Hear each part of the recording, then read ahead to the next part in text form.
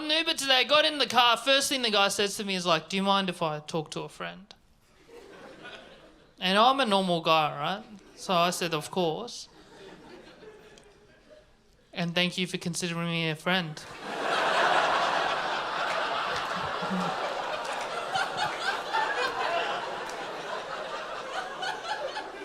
We had the best conversation. It was so good. He was speaking Urdu and I responded in English. It was a beautiful cultural exchange. He kept doing this. I'm like, that must be a cultural gesture. So I did this. Thank you. But no, I'm good. I've been doing well. I've been cooking a lot. So good. I learned to cook online, right? But I think it's so special that recipes that used to be passed down from generation to generation. I think that's so special. So I got to tell my kids that my grandfather passed me down Jamie Oliver's superfood pasta. Tell them that Jamie Oliver's a province in China. We're from the Jamie people. I've been cooking, I've been eating at other people's houses, diversify the portfolio, you know. I was at a friend's house eating dinner and he cooked this lamb shoulder and it took him 2 days to cook this lamb shoulder and he was bragging about it. I didn't even know that was something you could brag about, like the amount of time it took you to prepare the meal. But I found it to be quite a good excuse to serve my guests leftovers. Oh, this is a 24-hour stir fry. This pizza's been dry aged for 7 days. Good stuff. I love food. I am a foodie. Guilty. Love food. I love coffee as well. Big coffee head. A couple of fans of coffee. Nice. I love coffee, but I reckon coffee culture's gone nuts. You know what I mean? Like, it's gone too far. Because there's coffee places everywhere. Like, I saw a coffee place in a rock climbing gym. I'm like, surely that's too far. Yeah. There's a coffee place at my local library. I saw a woman order a triple shot latte. I'm like, what book are you trying to read? Must be pretty tough. Anyway, I was getting a coffee from my mechanics and... Mechanics are like the last profession that there's no regular retail price, right? There's no sign behind them telling you how much it's going to cost. You can't just Google how much a service is, right? It's just numbers swirling around in their mind. Only they know on any given day how much they're going to fleece you. I don't know if you can tell this just by looking at me, but I'm not a pushover. That's not a funny bit. Got a great deal out of this guy. 2 tyres, $7,000. So. He did upsell me though. I reckon he upsold me. I don't think I needed the second tyre. I just went in for a latte. This mechanic, he kept saying the word roughly, right? He's like, it's roughly quite a big job. It's roughly going to take 1 to 2 days. Like, he kept saying the word roughly, and he got so in the habit of saying it that he started saying it when he was asking for my details. He was like, roughly, what's your phone number? I'm like, if you want a ballpark, it's about $500 million.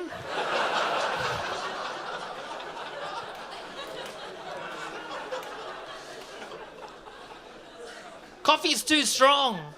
This stuff, it's too strong. I mean, I remember back in the day, coffee used to be nice. You could drink coffee in the morning and go to sleep the same night.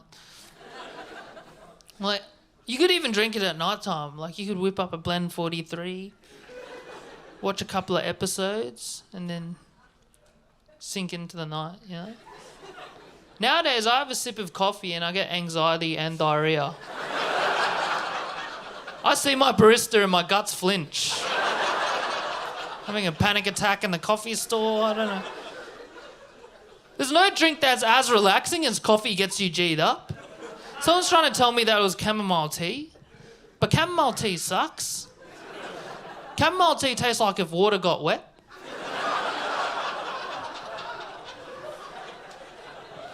I don't know. Maybe I'm being harsh.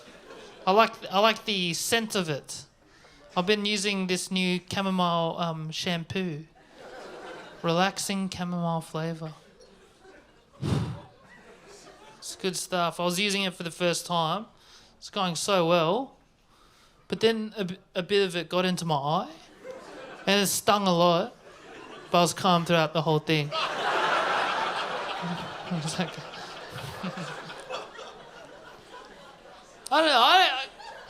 I don't understand it because people ask me to meet for a coffee. They're like, let's go meet for a coffee.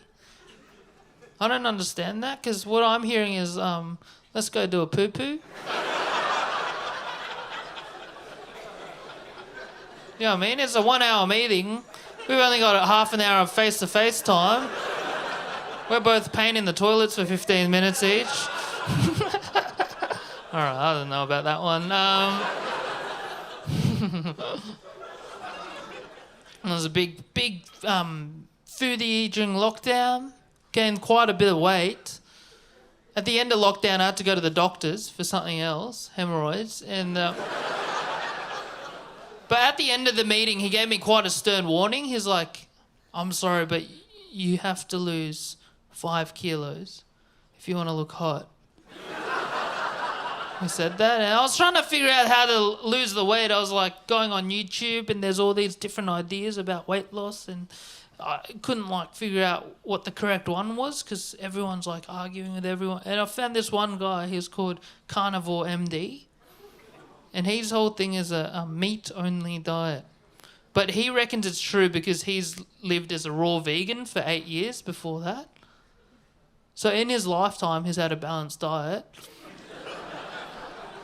But it's I don't know who to trust. I had to get a personal trainer, and this personal trainer was like, you gotta put down your body goals. You gotta dream big. He's like, think big. What are your body goals? And I was like, I would love to gain 2 foot.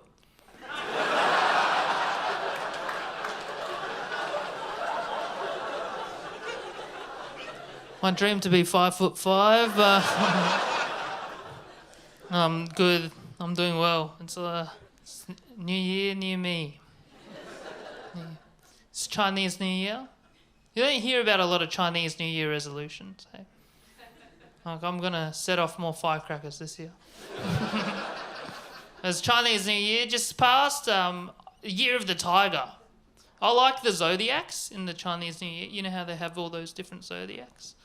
Anyone celebrate Chinese New Year? Oh, you do? Are you Chinese or other? Other. Welcome. I'm mucking about. I like the zodiacs, but I think some of them, they sound quite offensive in the Western context. I remember when my dad was introducing our family to other people, and he'd tell other people our zodiacs. It sounds so rude. He'd be like, my wife's a pig. My daughter's a dog. And my son's a rat. You know? Anyway, they're all born in the year of the horse. So. It was meant to be a good year, the year of the tiger. It was meant to be a hot one. It was not off to a good start for me. Off to a terrible start, actually.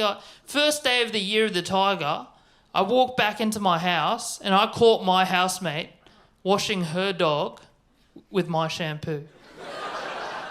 I couldn't believe it. It was this relaxing chamomile stuff. It was good stuff. It was expensive.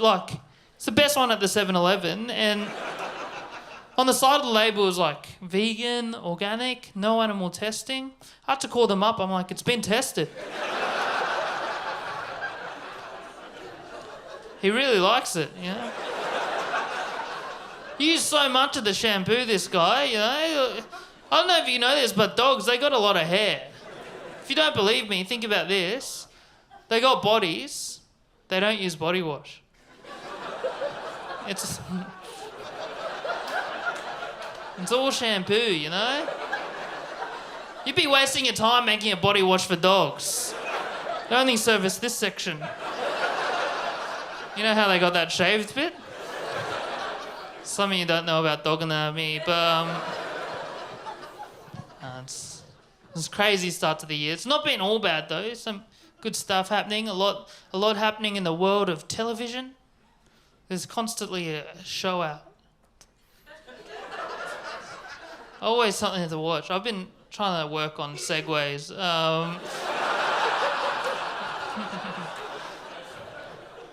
I think that's a good one. The world of television. There's a lot out there. Been watching so much. I've been watched all the mainstream stuff, right? That everyone's been watching. Finished all of that. Watched one called Drive to Survive. Not bad. Got to be in Melbourne during F1 weekend. Saw a few Grand Prix around. I actually got to go to one of the races. It was so good, but they confiscated all my banana peels. I don't know. I watched all the mainstream stuff. Squid Game. I was in that. Played the little girl. Watched all the mainstream stuff. Then I had to start watching the niche stuff because there's nothing else left. I had to watch the niche ones. I started watching one called Old People's Home for 4-year-olds.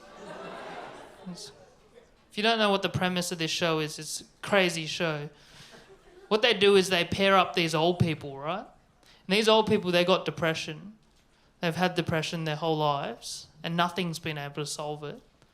So in a last-ditch attempt, they pair them up with 4-year-olds in order to cure them. A lot of pressure on the 4-year-olds.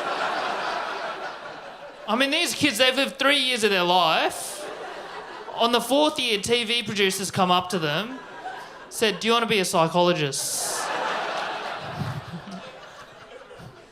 It's kind of crazy, but I was watching movies as well. Last movie I watched before the coronavirus... You guys know what I'm talking about.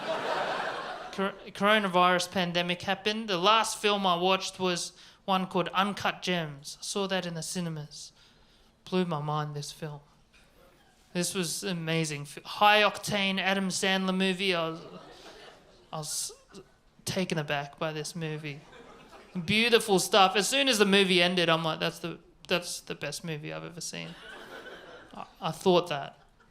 And then the credits started to roll, and I was sitting next to an old lady, and all she said was, there was a lot of yelling. And normally I wouldn't have said anything, like I let people have their opinions, but the movie, it affected me so much that I had to say something, you know? I turned to her, I was like, I wouldn't have had to if you give me some of your popcorn like I asked. It's me doing the yelling. But I watched that movie Little Women. Watched it on my iPhone. Get those women even littler. It's so small, couldn't believe it. I'm on the iPhone, I'm mucking about on there. I'm always trying to be ahead of the tech game. Do you know what I mean? You have to be one step ahead because you don't know what they're going to do to you. I'm trying to be ahead of big tech. I was like born into the computer era, you know? I thought I'd be always good with computers. Like I thought I could do computers forever. 5 years old, that's the first time I ever went on a computer and I was like, I'm good at this. Like I knew what to do on there. Like I knew which ads not to click on, like which blokes not to talk to. I was safe on there. I had Norton antivirus running on full blast. I'm like, I'll never get aged out of this. That was my thought. I'm 27 years old now. Like, I've already been aged out. Can't believe it. Nowadays, I log on to Google Chrome. It's saying I got 280 compromised passwords. I'm like, what do you want me to do about it? Like, I'm not about to change 280 passwords. I'd rather just change my life. Like, I'll be someone else, I reckon. They reckon you got to have a unique password for every website. I'm like, I don't even remember my dad's birthday. And that's my password, like...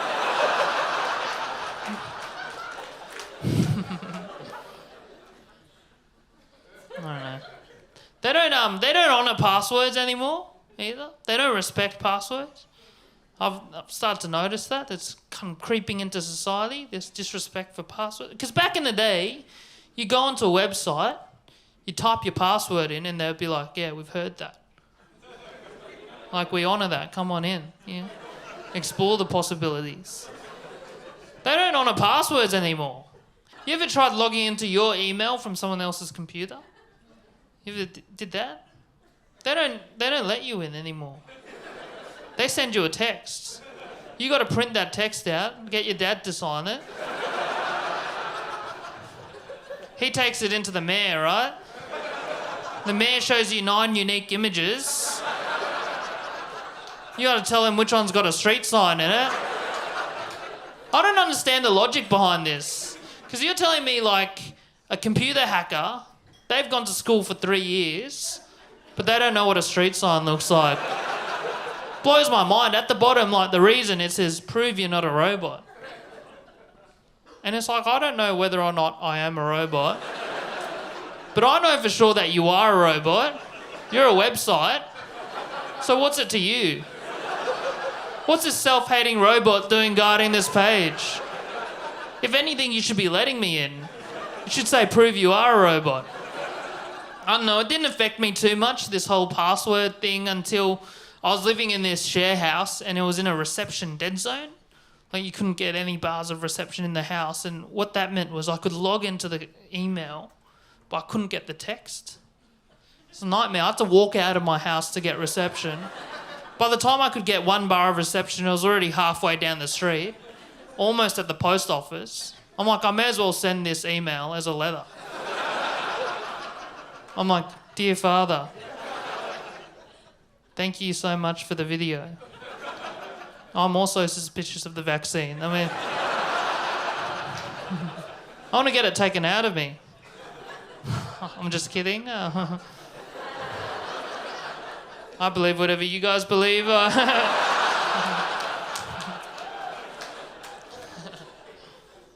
good stuff. I don't know, I'm doing well. Thanks for asking.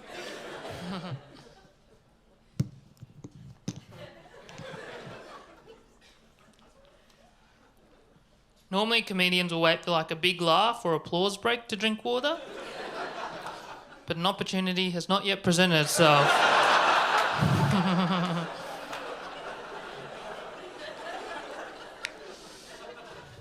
No, I'm doing good. I pound coffee all day, every day, constantly drink coffee. I'm never awake, but I am pumping with anxiety. Just have constant unwanted thought after unwanted thought. Then all of those thoughts have separate thoughts calling them gay. It's an incredibly confusing time. I'll ask you guys, by round of applause, who here drinks coffee? All right. Quite a few. By round of applause, who here does it work for? Isn't that amazing? We all drink it. It doesn't work. Coffee is the Johnson & Johnson vaccine of drinks. Every coffee place requires that you give your name. My name is Ophira. Clearly, I do not put that in the hands of a barista to toy with. Because it's just every single time I say my name in any context like that, it's always like, and the name is Ophira, and they go, oh my God, I've never heard that before. What kind of name is that? And I'll tell you. So Ophira is, it's a real name. First. It's a old name. It's a old Hebrew name that didn't catch on. So.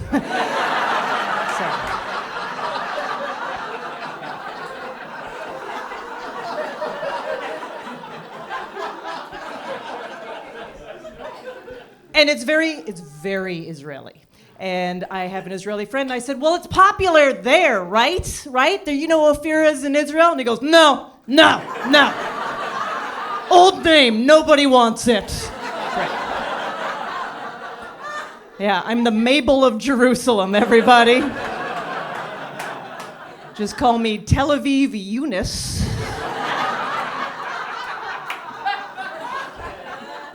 So I have a coffee name, and if anyone here has a weird name, I want to hear it because if you have a weird name, you get into the vibe. You go into a Starbucks or whatever, and you use your coffee name. You use your caffeine alter ego. You have your Java pseudonym that you use to get your caffeine with as little issue as possible. Okay, who has one? You have one? Okay, what's your real name? Alian. Yeah, that's way too hard. Yeah, that's got syllables and it sounds like too many other things. All right. Okay, so what's your coffee name? Ellie. So cute. Nice, so cute. So cute. I love that you're like, and I am very cute as an Ellie. I'm extremely cute as an Ellie. And is that an L-L-Y, Ellie? Actually, why? You don't care. It's not your real name. Who cares how you spell it? Yeah. Yes. Who cares? Okay, my real name's Ophira, and my coffee name is Joan. Joan. That's a good one, right? Joan. And it goes great. It goes over great. However, there was a misstep because I went into a Starbucks. I went into a Starbucks and I was like, hey, can I get a medium coffee? And the name is Joan. And then I just waited, and the barista goes, that's my name too! And I was like, oh, no, I've never planned for this moment. And she goes, do you also hate the nickname Joni? And I was like, I've never created a backstory for my character.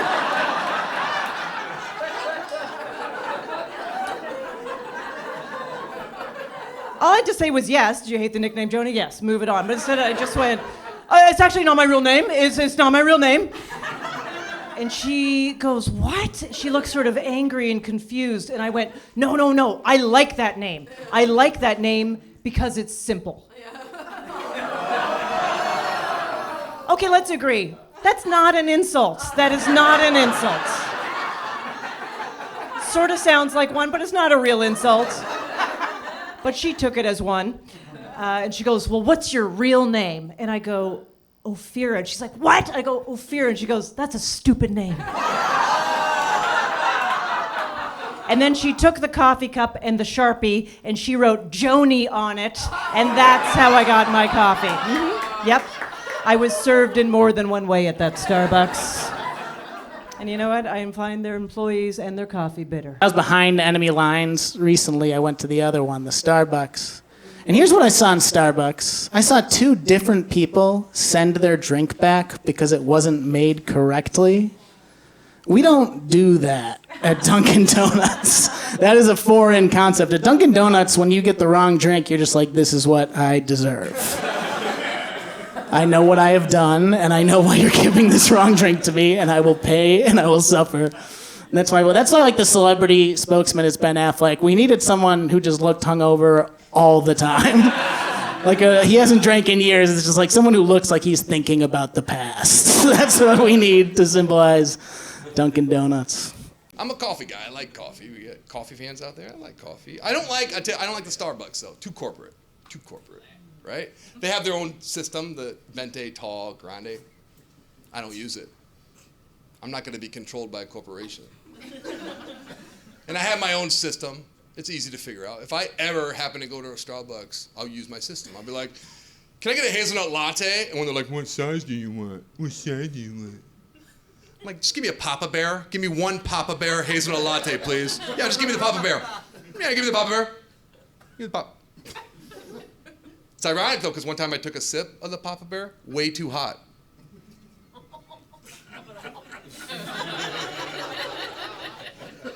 Good, couple of readers in here, nice. That's the cutest joke I've ever written. That was my closer. Now I gotta keep going. I actually worked, my part-time job, I actually worked as a barista at Starbucks, right? That was my job. I worked at Starbucks for a couple years. I know, you guys look at me, you're thinking, wow, a smiling black man with lots of energy who works at Starbucks? You don't say. I know. And I'm not gay. I don't know how I got hired. I have no idea. But I realized a lot of things while working at Starbucks, though. Because you know what? Here's the thing, though. When you work at Starbucks, you realize a lot of things about your customers, right? Because just because you have good looks, lots of money, and cars, doesn't necessarily make you intelligent. Because at the Starbucks I worked at, we had a drive-thru, right? So I'm working at the drive-thru one day. Car comes up to the speaker box. So I go, boom, bienvenue, welcome to Starbucks. How can I help you? And all I hear the intercom is, hi, Oh yes, can I have like a tall latte? I'm like, okay, a tall latte. Is there anything else? Oh no, that's about it. I'm like, okay, Cardi B. Comes to 350, just come to the window. I can't. Well, why not? There's a car in front of me. Hello. It's a drive-through. Like you pull up your car next. Like you just like when the car. Like how fucking stupid are you?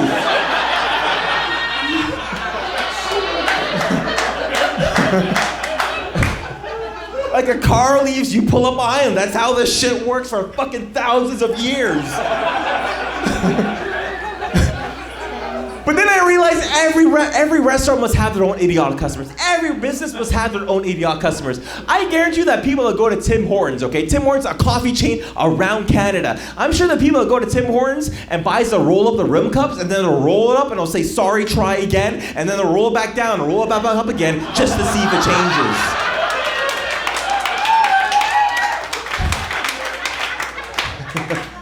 They're like, sorry, my cup says, sorry, try again. I'm trying again, it's not really working. I haven't won yet. I'm trying again, it's not working. I want a new cup.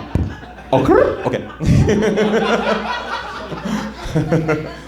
But Starbucks caters to the higher clientele, right? The rich people. And at the same time, women love coffee. So every shift at Starbucks was like an episode of the Kardashians.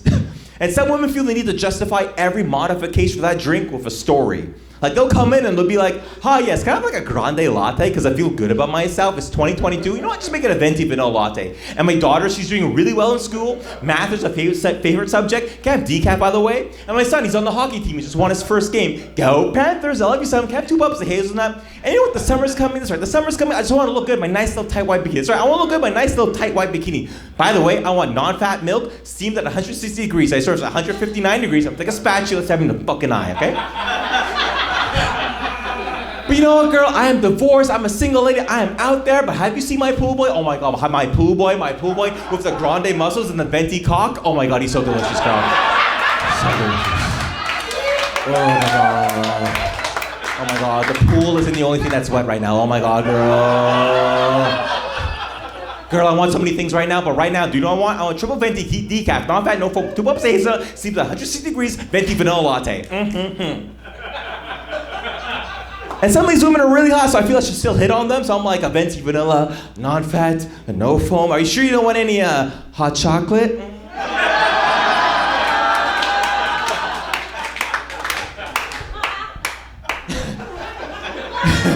It's a great line to pick up women with. It's also a great line to get fired by too. But sometimes when you work with customers, and sometimes when you work with the public, sometimes your friends will come in and you have to serve them like they're a regular customer, but you really want to give them shitty service for the fact that they're your friends. This is a true story. A couple years ago, I'm at drive-thru. My friend Chris comes up to the speaker box. I can't tell it's him because he's too far away and it's at night. So I treat him like a regular customer. So I go, boom, bienvenue, welcome to Starbucks. How can I help you? And all I hear the intercom is, cock!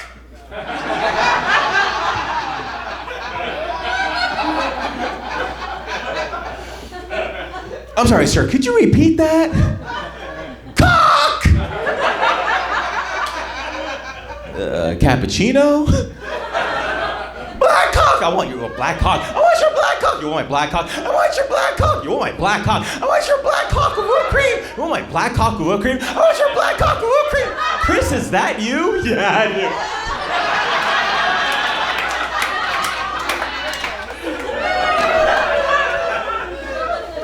do. So when Chris comes to the window, Chris comes up to the window. Little do I realize there's a car behind him who heard the entire conversation. So I'm like, fuck, Chris, you're gonna get me fired? Oh, shit. All right, let's do this. Boom. Bienvenue, welcome to Starbucks, how can I help you?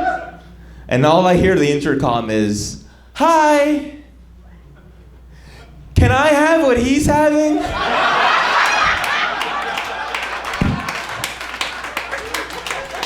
Some hot chocolate, c'est moi, c'est chocolat.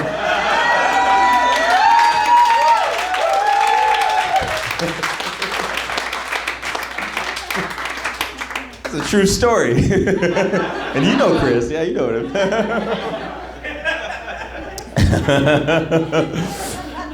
It's fun, man. Good to be here. Good to be here. A lot of things. Now I'm back in Montreal for a little bit, which is kind of cool though. But when I live in LA, everything's very different in LA, right? Like I do get a lot of questions from Americans about Canada. Some of the questions make absolute sense, and that's fine. But some questions make no sense at all. Like one question I got asked not long ago is, "Hey man, is there racism in Canada?" I'm like, obviously there's racism in Canada. We just don't do the Klan. Yeah. That's how nice and polite we are as a country. Like, we'll be racist, but we'll be respectful when we're racist. You know? Like, we won't use derogatory terms. Instead, we'll say, "you people." You know? Same intent, but sounds a lot more polite, right?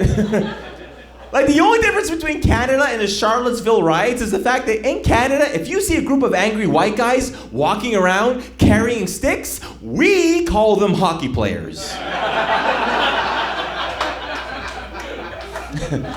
That's why you'll never see a burning cross in Canada, because that's a waste of 2 perfectly good hockey sticks. But speaking of white supremacists, have you guys ever noticed that the people who proclaim white supremacy are the least looking superior people you have ever seen in your entire fucking life?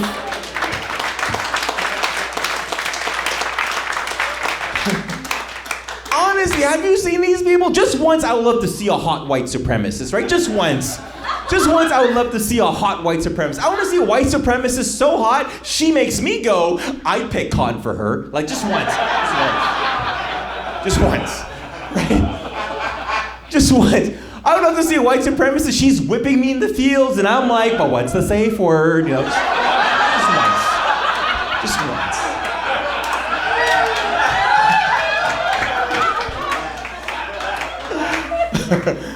But it's crazy, man, these white supremacists, and you've seen them on the news, they're always balding at the top, long uncombed hair, a nasally voice of like, "I hate Mexicans." With a scruffy beard of one chin hair that's longer and darker than the rest. And that's just the women.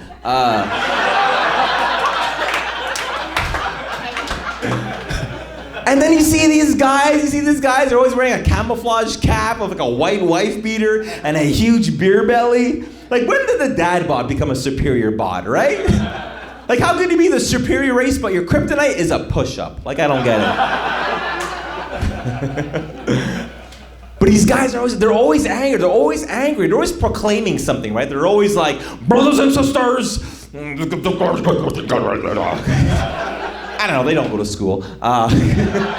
"Brothers and sisters, our white skin is superior and it's more desirable." No, it's not. You know what's a more desired skin color? Olive skin, tan skin, and white people love tanning. It's true, white people love tanning more than they like cooking without seasoning, you know?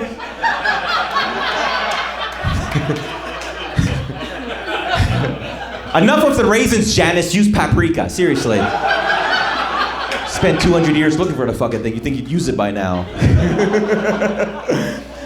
But it's true, man. White people love tanning. Well, white people love tanning so much. Americans spend $5 billion a year on tanning. $5 billion a year to look darker. Yeah. At that point, we should change it from once you go black, you don't go back, to once you tan, you can't join the Klan. How about that?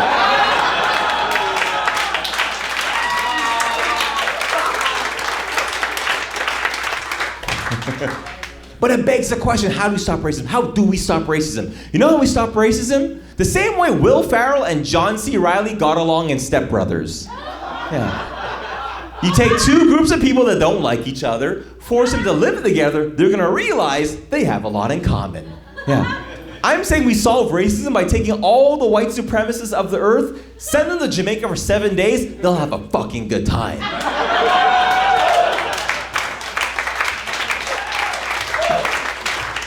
Yeah.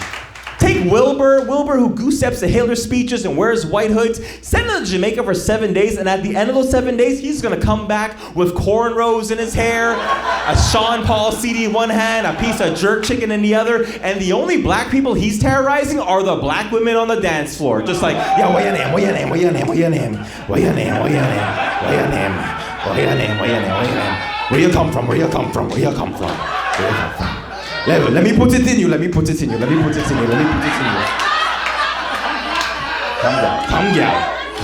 Come gal. All the black girls are like, is it your name Wilbur?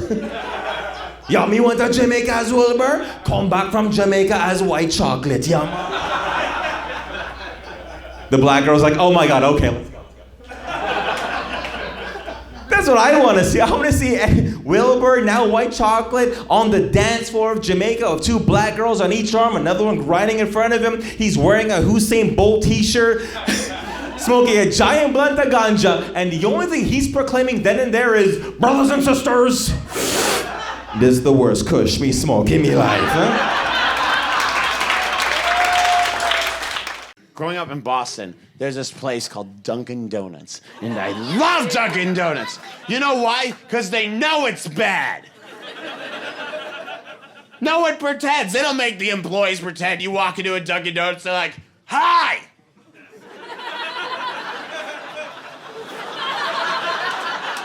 Welcome to Dunkin'!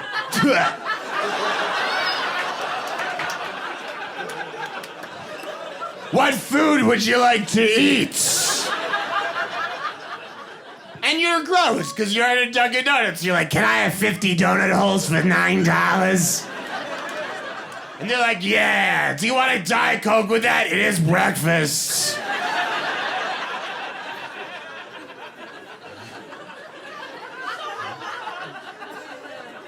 Oh, it's so great. You're the same as the employees who work at Dunkin' Donuts. The customers are the same as the employees. You're unhappy, they're unhappy. You're gross, they're gross. You're not wearing gloves, they're not wearing gloves.